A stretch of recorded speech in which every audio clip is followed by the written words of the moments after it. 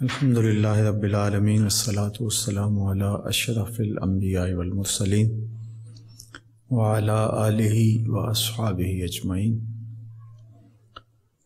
عن ابی ہریرہ رضی اللہ تعالی عنہ قال قال رسول اللہ صلی اللہ علیہ وآلہ وسلم سبعۃ یظلہم اللہ فی ظلہ یوم لا ظل الا ظلہ، امام عادل وشاب نشأ فی عبادت اللہ ورجل قلبہ معلق بالمساجد ورجلان تحابا فی اللہ اجتمع علیہ وتفرقا علیہ ورجل دعته امرأة ذات منصب وجمال فقال انی اخاف اللہ ورجل تصدق بصدقة فأخفاها حتى لا تعلم شماله ما تنفق يمينه ورجل ذکر اللہ خالیا ففادت عیناہ او کما قال النبی صلی اللہ علیہ وآلہ وسلم۔ حضرت سیدنا ابو ہریرہ رضی اللہ تعالی عنہ سے یہ روایت مروی ہے، رسول کریم صلی اللہ علیہ وآلہ وسلم نے ارشاد فرمایا، 7 اشخاص ایسے ہیں کہ حشر کے دن جب کوئی سایہ نہیں ہوگا اللہ انہیں سایہ عرش میں پناہ عطا کرے گا۔ یہ 7 خوش نصیب لوگ فضائے اکبر کے دن،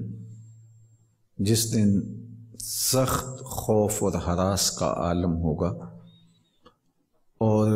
لوگ اپنے اپنے اعمال کے مطابق، اپنے اپنے گناہوں کے مطابق پسینے میں شرابور ہوں گے، کوئی گھٹنوں تک، کوئی ٹخنوں تک، کوئی کمر تک، کسی کو پسینے کی لگام دی جائے گی اور کوئی سر تک پسینے میں ڈوبا ہوا ہوگا، اور یہ صرف عام پسینے کی طرح ہی نہیں ہوگا بلکہ انتہائی بدبودار ہوگا۔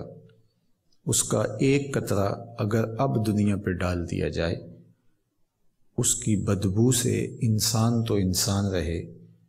جانوروں کے دماغ بھی پھٹ جائیں،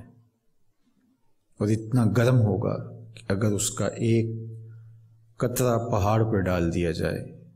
تو وہ اس کی حدت سے، اس کی گرمی سے پگھل جائے۔ اس پسینے میں لوگ شرابور ہوں گے۔ سورج کا رخ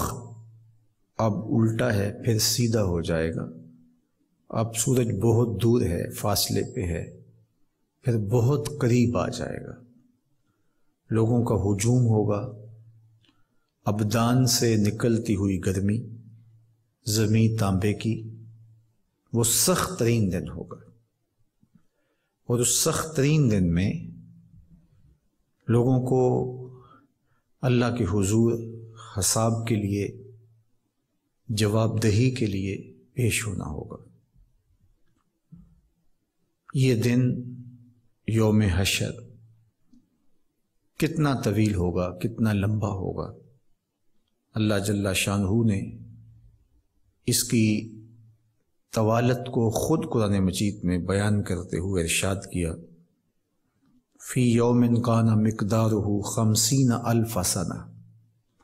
50,000 سال کے برابر یہ ایک دن ہوگا۔ 50 سال نہیں، 100 سال نہیں، 50,000 سال کے برابر یہ ایک دن ہوگا، اور اس دن میں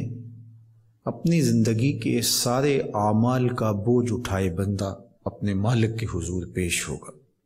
یوم یقوم الناس لرب العالمین، اس دن لوگ رب کے حضور پیش ہوں گے، ایک ایک عمل کی جواب دہی کا مرحلہ ہوگا۔ سورج آگ اگل رہا ہے، زمین تانبے کی ہے، ابدان سے نکلتی گرمی، شرمندگی کا احساس، اللہ کے حضور پیشی، اور ایک طویل ترین لمبا دن، اور لوگ اس دار و گیر کے عالم میں، اس سخت گرمی کی شدت میں بے یار و مددگار ہوں گے۔ اور پھر مزید یہ وَجِیَ یَوْمَئِذٍ بِجَہَنَّم، اس دن جہنم کو بھی لایا جائے گا۔ تو یہ کتنا دردناک لمحہ ہوگا۔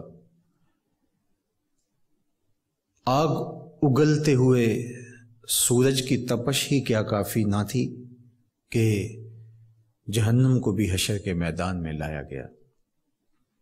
اور 2-4 لمحوں کی 10-15 منٹ کی کہانی نہیں ہے کہ یوں ہی سمٹ جائے، 50,000 سال کی مقدار کا ایک دن، اور اللہ کے حضور پیشی، اور ایک ایک عمل کی جواب دہی۔ تو کتنا مشکل اور سخت دن ہوگا، لیکن اللہ جل شانہ اس مشکل اور سخت دن میں 7 خوش نصیب لوگوں کو اپنے عرش کا ٹھنڈا سایہ عطا کرے گا، اور جنہیں اس سخت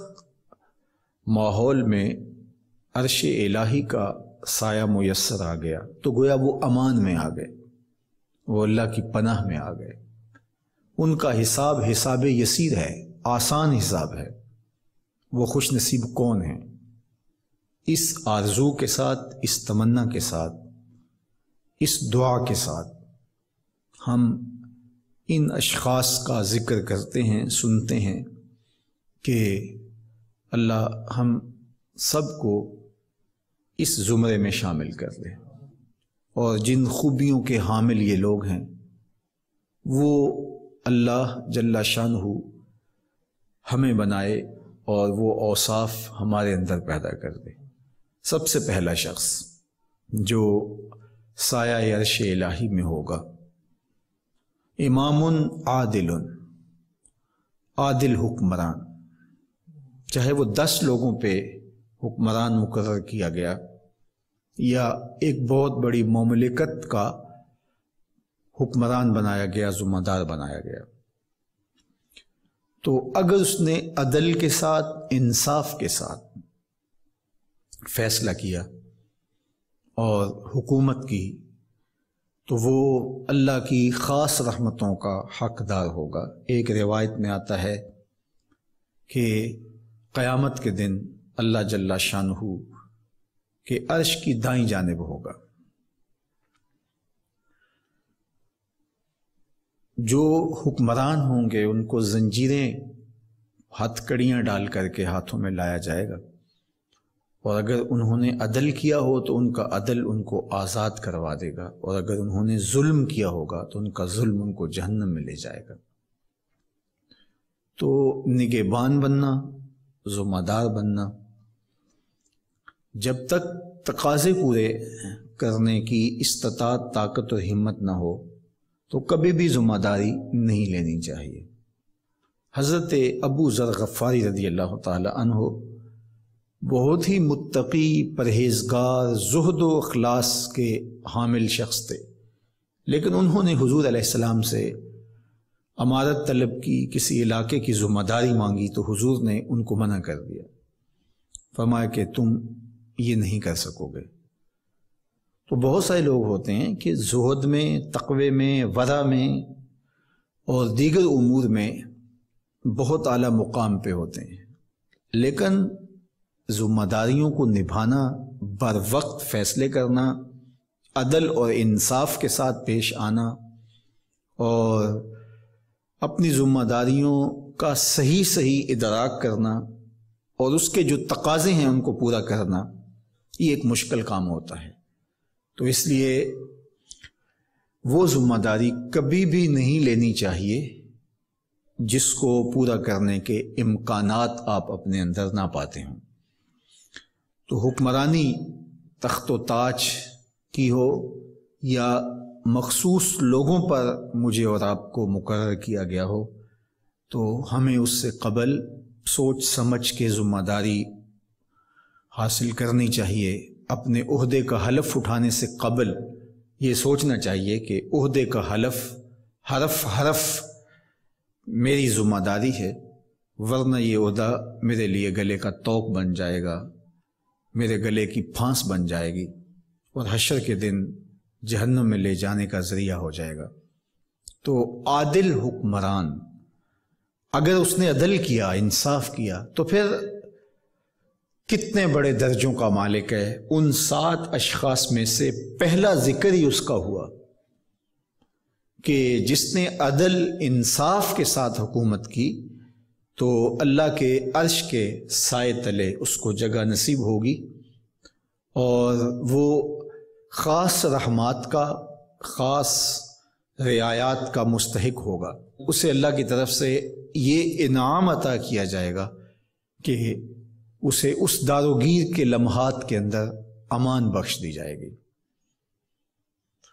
تو عدل کے ساتھ، انصاف کے ساتھ ذمہ داریوں کو نبھانے کی تلقین ہمیں کی گئی ہے، اور اس کا اجر ہمیں بتایا گیا ہے۔ الملک یدوم بالکفر ولا یدوم بالظلم، ایک عربی کا مقولہ ہے کہ ملک کفر کے ساتھ تو قائم رہ سکتے ہیں لیکن ظلم کے ساتھ قائم نہیں رہ سکتے۔ تو حکمران جب ظالم ہوتا ہے تو پھر ملک برباد ہو جاتے ہیں، قومیں اپنا وجود کھو دیتی۔ تو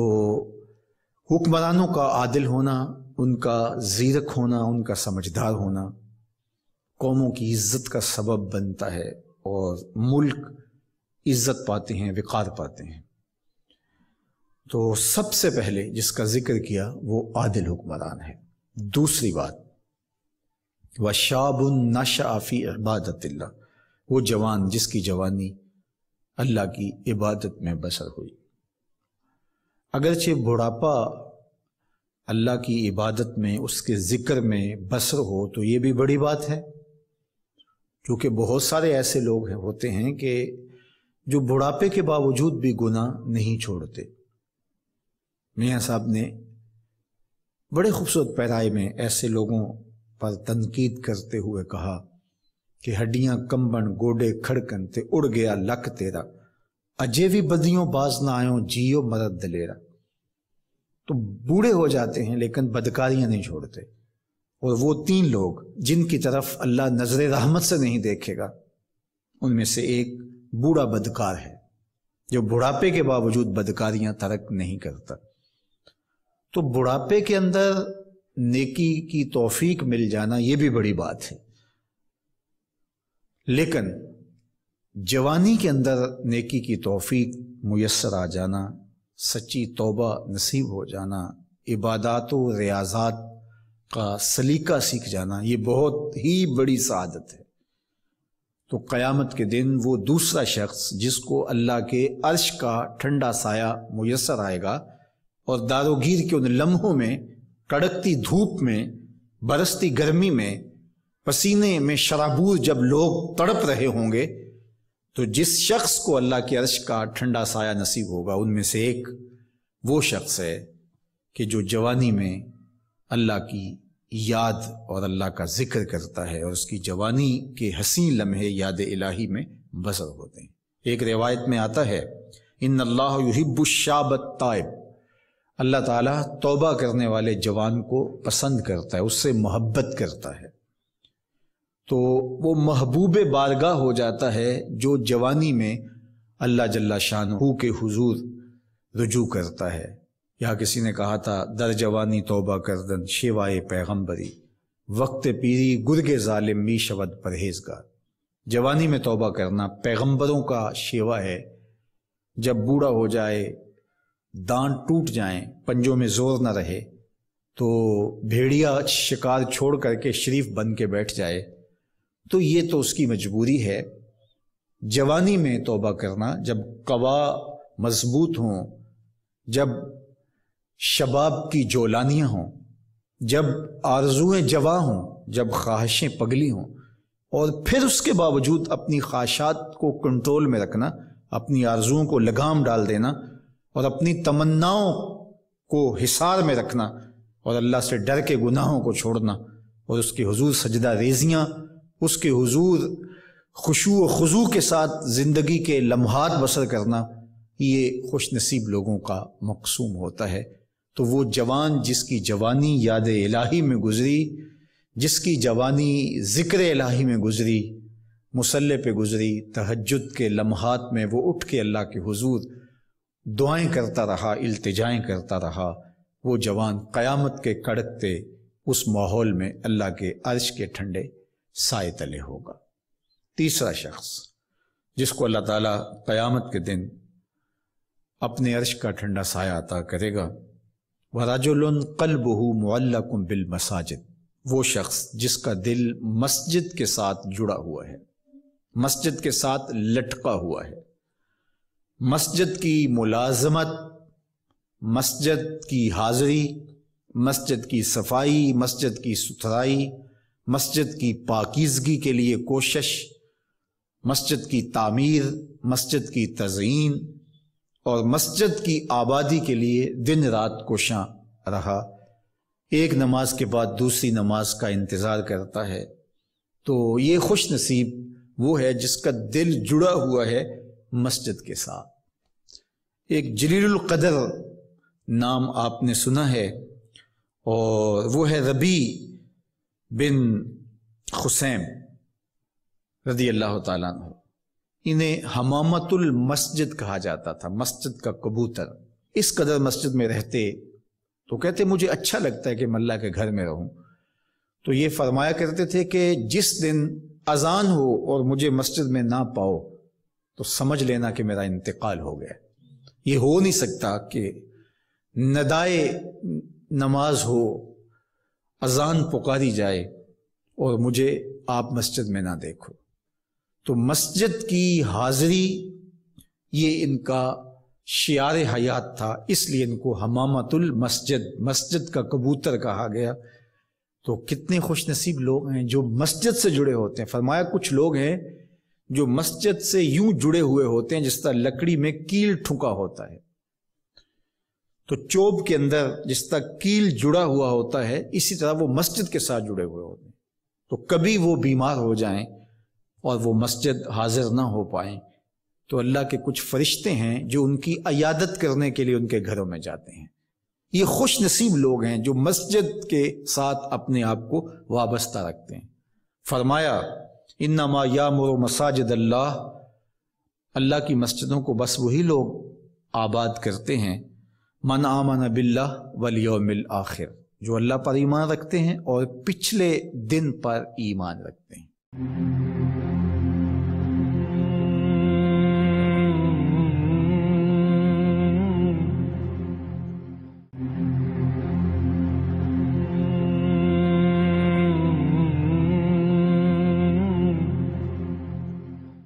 تو اللہ اور پچھلے دن پر، آخرت پر ایمان رکھنے والے مسجدوں کے ساتھ وابستہ رہتے ہیں، مسجدوں کے ساتھ جڑے رہتے ہیں۔ اور آقا کریم علیہ السلام نے مسجد کی تعمیر کی فضیلت بیان کرتے ہوئے ارشاد فرمایا من بنا مسجدن یبتغی بہ وجہ اللہ، جس نے اللہ کی رضا کے لیے مسجد تعمیر کی، نام و نمود کے لیے نہیں، کسی اور غرض کے لیے نہیں، اللہ کی رضا جوئی کے لیے مسجد کی تعمیر کی، بن اللہ لہ مثلہ فی الجنہ، اللہ اس کے لیے جنت میں گھر بنائے گا۔ بلکہ پوری مسجد بھی نہیں، آدھی اینٹ کے برابر بھی اگر کسی نے مسجد کی تعمیر میں حصہ ڈالا، تو ایک جانور کے گھونسلے کے برابر بھی کسی نے مسجد کی تعمیر کی، تو اس کے لیے بھی یہ فضیلت بتائی گئی کہ جنت میں اس کو محل دیا جائے گا، قصر دیا جائے گا۔ تو یہ اللہ کے پاکیزہ گھر ہیں، مساجد بیت اللہ کی بیٹیاں ہیں، کعبۃ اللہ کی بیٹیاں ہیں، یہ اللہ کے پاکیزہ گھر ہیں، خیر الاماکن، بہترین جگہیں اس کائنات میں اللہ کے گھر مسجدیں ہیں، اور بدترین جگہیں بازار بتائی گئے ہیں، اور حکم دیا گیا ہے کہ بازار میں دیر سے جاؤ جلدی واپس آ جاؤ، اور مسجد میں جلدی آؤ دیر سے واپس جاؤ۔ تمہارے جو لمحے اللہ کے گھر میں گزریں گے وہ عبادت میں گزریں گے، وہ ذکر و فکر میں گزریں گے۔ تمہارے اٹھنے والے وہ قدم جو مسجد کی طرف اٹھتے ہیں وہ قیامت کے دن ظلمت سے نجات کے ضامن ہوں گے، وہ چراغ بن کے تمہاری آخرت کی زندگی کے اندر چراغاں کر دیں گے۔ تمہیں جنت کی طرف لے جانے والے وہ قدم ہیں جو مسجد کی طرف اٹھتے ہیں، مسجد کی طرف بڑھتے ہیں۔ تو اللہ کے پاکیزہ گھروں کی طرف ہمارا رب، ہمارے قلب کا تعلق، ہماری محبت کا رشتہ، یہ ہمارے دین کا تقاضا ہے۔ اللہ اور پچھلے دن پر، آخرت پر مضبوط عقیدہ مسجد سے ہمیں جوڑتا ہے۔ کبھی کسی مجبوری کی وجہ سے مسجد جانے سے قاصر ہوں، بیمار پڑ گئے ہیں، مسجد نہیں جا سکتے، یا حالات ایسے ہیں جس طرح آج کل کے حالات ہیں کہ مسجد میں جانا کسی وجہ سے موقوف ہو گیا، تو مومن اس پر خوشی محسوس نہیں کرے گا۔ وہ بیماری کی وجہ سے یا کسی اور سبب سے مسجد نہیں جا پا رہا تو اس کا اندر بے چین ہوگا اور وہ دعائیں کرے گا، مالک وہ لمحے آئیں کہ تیرے پاکیزہ گھر میں میری حاضری ہو، تیرے دربار میں حاضر ہوں، تیری چوکھٹ پہ جا کے سلامی پیش کروں، میری پیشانی تیرے حضور مسجد کے فرش کو چھوئے اور تیری بندگی کے ترانے گائے۔ تو وہ یہ آرزو کرے گا، اگرچہ شریعت اس کو رخصت بھی دیتی ہو لیکن پھر بھی اس کی تمنا تو ہوگی۔ وہ اس پر شکر نہیں بجا لائے گا، بغلے نہیں بجائے گا کہ چلو ایک بہانہ مل گیا، نہیں، بلکہ وہ اس پہ خوش نہیں ہوگا، الٹا اس کی طبیعت کے اندر ایک بے چینی اور اس طرح پیدا ہوگی چونکہ وہ جڑا ہوا ہے، اس کا دل جڑا ہوا مسجد کے ساتھ۔ تو ایسا شخص جس کا دل مسجد کے ساتھ جڑا ہوا ہے، تو میرے اور آپ کے آقا و مولا نے فرمایا قیامت کے دن جب کوئی سایہ نہیں ہوگا، اللہ اس کو اپنے عرش کا ٹھنڈا سایہ عطا فرمائے گا۔ چوتھا شخص وَرَجُلَانِ تَحَابَّا فِي اللَّهِ اجْتَمَعَ عَلَيْهِ وَاتَّفَرَّقَا عَلَيْهِ، وہ دو اشخاص جو محبت کرتے ہیں تو اللہ کے لیے، آپس میں جب ملتے ہیں تو اللہ کے لیے، جدا ہوتے ہیں تو اللہ کے لیے، یعنی ان کی محبت کسی دنیاوی منفعت کے لیے نہیں، کسی ذاتی غرض کے لیے نہیں، محض دوستیاں پیدا ہو جاتی ہیں اور ایک دوسرے کو ملے بغیر تسکین نہیں ہوتی، اس لیے نہیں، بلکہ ان کی دوستی محض اللہ کی رضا کے لیے، اللہ کی خوشنودی کے لیے۔ الحب للہ والبغض للہ، اللہ کے لیے محبت، اور جب بغض کسی سے ہے، دشمنی کسی سے ہے، تو وہ بھی اللہ کے لیے۔ اللہ کے محبوب علیہ الصلوۃ والسلام نے ارشاد فرمایا من احب للہ وابغض للہ وعاط للہ ومنع للہ فقد استکمل الایمان، جس نے اللہ کے لیے محبت کی، اللہ کے لیے کسی سے بغض رکھا، اللہ کے لیے ہی کسی کو کچھ دیا اور اللہ ہی کے لیے کسی کو کسی چیز سے منع کیا، اس کو کچھ نہ دیا، تو فرمایا اس کا ایمان مکمل ہو گیا۔ یعنی ہماری زندگی اللہ کے لیے ہے، ہماری زندگی کا ایک ایک لمحہ اس کی رضا جوئی کے لیے، یہ ہے الحب للہ والبغض للہ۔ حضور نے افضل اعمال کا ذکر کرتے ہوئے فرمایا افضل الاعمال الحب للہ والبغض للہ، جو افضل ترین اعمال ہیں بندے کے، ان میں سے ایک یہ ہے کہ اللہ کے لیے محبت کی جائے، اللہ کے لیے بغض رکھا جائے۔ تو رضائے الہی کے لیے کسی سے جڑنا، کسی سے دوستی، کسی سے تعلق کے خاطر، تو یہ مومن کی زندگی ہے۔ اور جس شخص کی زندگی میں یہ چیز اس کی طبع میں اچھی طرح سے راسخ ہو گئی کہ وہ کسی سے محبت کرتا ہی اس لیے ہے کہ اللہ کا وہ بندہ ہے، اللہ کی وہ مخلوق ہے، اللہ نے اس سے محبت کرنے کا حکم دیا ہے، اور کسی سے نفرت بھی اسی لیے کرتا ہے، تو قیامت کے دن جب کوئی سایہ نہیں ہوگا، اللہ اس کو بھی اپنے عرش کا ٹھنڈا سایہ عطا فرمائے گا۔ پانچواں شخص وَرَجُلٌ دَعَتْهُ امْرَأَةٌ ذَاتُ مَنْصِبٍ وَجَمَالٍ فَقَالَ إِنِّي أَخَافُ اللَّهَ، وہ شخص جس کو کسی خاتون نے دعوت گناہ دی اور وہ صاحب منصب بھی تھی، صاحب جمال بھی تھی، یعنی وہ عالی مرتبت منصب کی مالکہ تھی اور خوبصورت بھی تھی، اور ایک روایت میں حسب کی بات آئی ہے، صاحب حسب تھی، اس کا ایک مقام تھا، اس کا ایک سٹیٹس تھا، کوئی عام خاتون نہیں تھی، بہت بڑا نام تھا اس کا، بہت بڑا سٹیٹس تھا اس کا، شخصیت تھی، اور پھر صاحب جمال بھی تھی، اور اس نے اپنے نفس سے مغلوب ہو کر کسی کو دعوت گناہ دی۔ اسی طرح اس کے برعکس کوئی مرد تھا اور اس نے کسی عورت کو دعوت گناہ دی، تو اس نے آگے سے کیا کہا؟ فقال انی اخاف اللہ، میں اللہ سے ڈرتا ہوں، میں تیری بات کیسے مان سکتا ہوں، تیری پیشکش کیسے قبول کر سکتا ہوں، تیری آرزو کو کیسے پورا کر سکتا ہوں، جب کہ مجھے یہ یقین ہے کہ میں اللہ کے حضور پیش ہوں گا اور ایک ایک عمل کا میں نے جواب دینا ہے۔ یہاں کوئی نہیں دیکھ رہا لیکن میرا اللہ تو مجھے دیکھ رہا ہے، تو میں تیری پیشکش کو مسترد کرتا ہوں۔ اور وہ جوان تھا اور حسن قدموں میں بچھنے کے لیے بے تاب ہوا، اور اس نے کہا انی اخاف اللہ، بعض روایت میں انی اخاف اللہ رب العالمین، میں ڈرتا ہوں اس رب سے جو تمام جہان کا پالنے والا ہے، اس اللہ سے میں ڈرتا ہوں، میں تیری خواہش، تیری آرزو، تیری تمنا پوری نہیں کر سکتا۔ اللہ اکبر۔ میرے اور آپ کے آقا و مولا نے اس کے اعزاز کا ذکر کرتے ہوئے فرمایا کہ اس نے کام تو بڑا کیا، چھوٹا کام نہیں ہے۔ خواہشات کو لگام دینا، آرزوؤں کو قابو رکھنا، جب قدموں میں خود حسن بچھنے کے لیے بے تاب ہو اس کو مسترد کر دینا، اور نظر اپنے مالک پہ رکھ کر کہنا کہ میں تیری پرواہ نہیں کرتا اس لیے کہ میرے سینے میں کوئی اور چراغ روشن ہے۔ تو یہ بات چھوٹی نہیں تھی، بہت بڑی بات تھی، لیکن اس کا اجر کتنا بڑا ہے۔ قیامت کے دن داروگیر کے ان لمحات میں جب سورج آگ برسا رہا ہوگا، زمین تانبے کی ہوگی، لوگ پسینے میں شرابور ہوں گے اور کوئی کسی کا پرسان حال نہیں ہوگا۔ یوم یفر المرء من اخیہ وامہ وابیہ، باپ بھی چھوڑ دے گا، ماں بھی چھوڑ دے گی، بھائی بھی چھوڑ دیں گے، دوست بھی چھوڑ دے، کوئی کسی کا پرسان حال نہیں ہوگا، کوئی کسی کے کام نہیں آئے گا۔ تو اس دن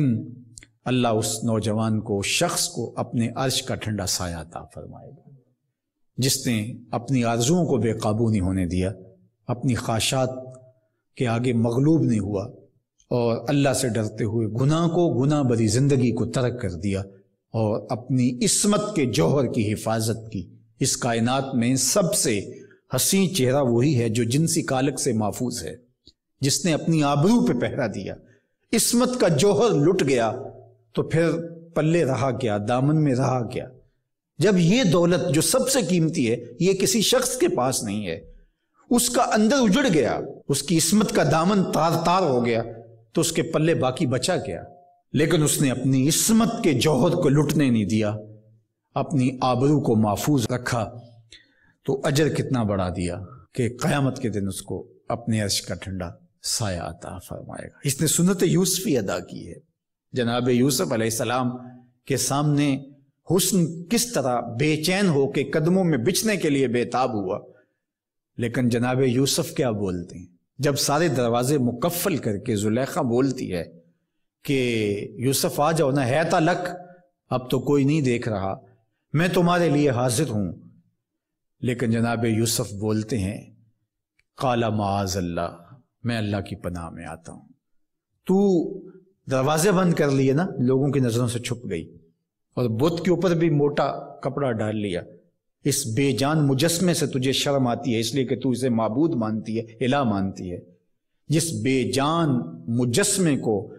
جس پتھر کی مورتی کو تو خدا مانتی ہے اور اس کی بے نور آنکھیں دیکھ نہیں سکتی، یہ تو جانتی ہے،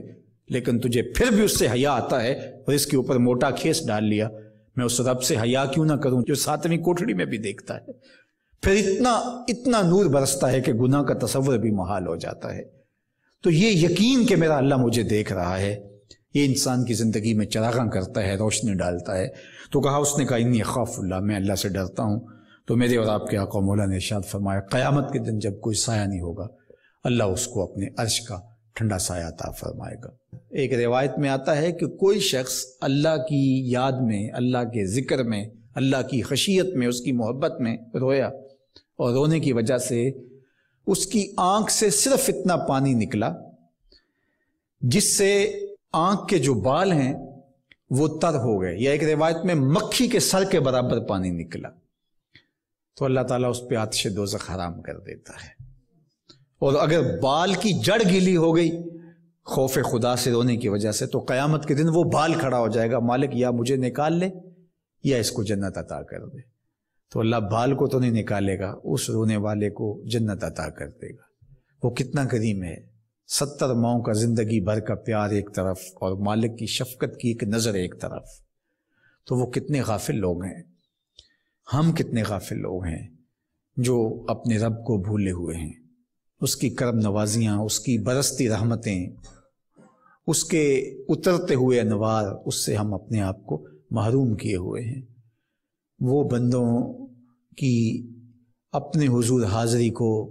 بندوں کی لجاجت جو اس کے حضور پیش کی جاتی ہے، اس کے احکام پر عمل پیرا ہو کے جو بندہ گناہوں سے بچتا ہے، اس کو کس نگاہ سے دیکھتا ہے، کس نظر سے دیکھتا ہے، اور پھر اس کو عطا کیا کرتا ہے، کرم نوازیوں کا مینہ کس قدر موسلا دار انداز میں برستا ہے،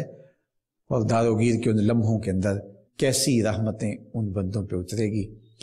اللہ کی بارگاہ میں میری دعا ہے آپ سب کے لیے، جملہ ناظرین کے لیے، اپنے لیے، کہ اللہ ان لوگوں کے زمرے میں ہمیں شامل کرے تاکہ قیامت کی سخت گرمی میں ہمیں محفوظ رکھا جائے اور سایہ عرش الہی ہمارا مقسوم ہو۔ سایہ عرش الہی جس کا مقسوم ہو گیا، اللہ کی برستی رحمتیں اس کا مقدور ہو گئی، اور پھر وہ اس فضا اکبر کے دن امان میں آ گیا، پناہ میں آ گیا۔ تو اللہ ہمیں اپنی امان میں رکھے۔ اگر اعمال تولے گئے تو پھر تو ہم جواب نہیں دے سکیں گے، لیکن اگر اس نے یوں ہی کرم کر دیا، یوں ہی فضل کر دیا، تو وہ کریم ہے۔ قرآن مجید میں ایک موقع پہ کتنے خوبصورت انداز میں گناہ گاروں کے دل کو تسلی دیتے ہوئے کہا، ما یفعل اللہ بعذابکم، وہ تمہیں عذاب دے کے کیا کرے گا؟ اگر تم شکر ادا کرتے رہو، اس کی بندگی بجا لاتے رہو، تو وہ تو تمہارا رب ہے، وہ تمہیں کیوں آگ میں ڈالے گا؟ تم خود چھلانگے لگا رہے ہو، تو اگر تم اس کا شکر ادا کرو تو وہ تمہیں آگ میں نہیں ڈالے گا۔ ما یفعل اللہ بعذابکم، وہ تمہیں عذاب دے کے کیا کرے گا؟ وہ تو 70 ماؤں سے زیادہ پیار کرنے والا ہے، وہ تو شفیق رب ہے تمہارا، وہ تو رحیم ہے، وہ تو رحمان ہے، وہ تو رؤوف ہے، وہ تو کریم ہے۔ تو تم خود چھلانگے لگا رہے ہو اور اپنے آپ کو جہنم میں ڈال رہے ہو، لیکن اگر تم اس کی طرف چلنا شروع ہو جاؤ گے تو وہ تمہارے لیے راہیں کشادہ کر دے گا۔ فرمایا میرا بندہ میری طرف 1 قدم چل کے آتا ہے تو میں اس کی طرف 70 قدم چل کے آتا ہوں، اور اگر وہ چل کر آتا ہے، اتیت ہر والا، میری رحمتیں دوڑ کے اس کا استقبال کرتی۔ تو ہمیں اپنی زندگی مالک کی دہلیز پہ لے آنی چاہیے اور اپنے قلب کا رخ مالک کی چوکھٹ کی طرف کر لینا چاہیے۔ ہمارا آسرا، ہمارا سہارا، ہمارا ملجا، ہمارا ماوا اسی کی دہلیز ہے۔ اللہ مالک کی دہلیز پہ حاضر ہونے کی توفیق دے۔ وآخر دعوانا ان الحمد للہ رب العالمین۔